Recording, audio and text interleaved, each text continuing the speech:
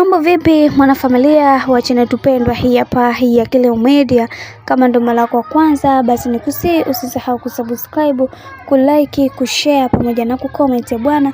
Mambo ni mengi sana na tumeweza kuona ni namna gani watu wanazidi kuliongelea hili penzi ile Zuchu pamoja na Diamond Platnumz.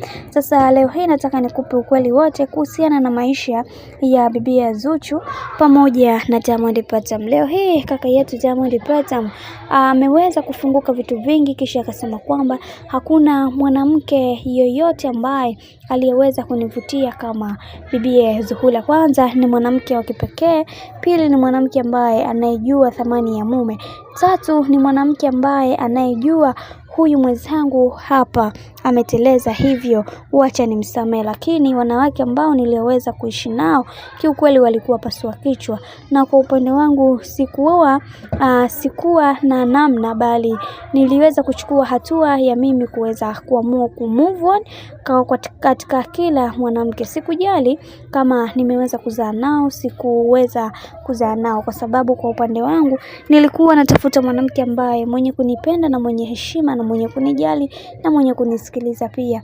Sasa kwa hiki ambacho kinachoendelea, moja kwa moja nimeona Zuchu ndio mwanamke pekee ambaye kwa upande wangu amenikuwa akinipambania na kuweza kunifanya niweze kuenjoy na kufurahia haya maisha. Na pia tumeweza kuona baadhi ya ndugu wa Diamond Platnumz sasa hivi wamekuwa bega kwa bega na bibi Zuchu katika kila hatua ya maisha ambayo wanayopiga.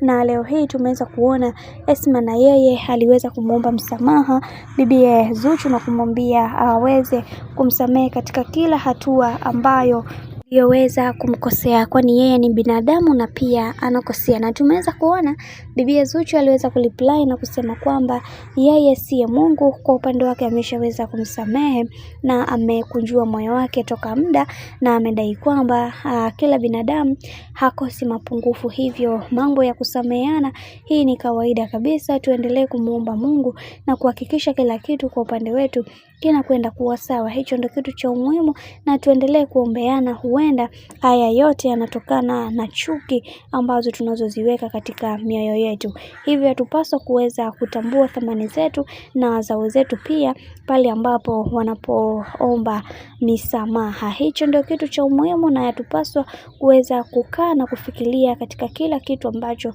kinachotokea katika maisha yetu ni mitihani tu ya Mwenyezi Mungu. Bwana, mambo ni mengi sana.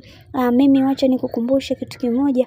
Kama ndo mara kwa kwanza basi usisahau kusubscribe, kulike, kushare pamoja na kucomment, maana ukifanya hivyo utakuwa umejiweka katika nafasi nzuri ya wewe kuweza kuenjoy na kufurahi pia.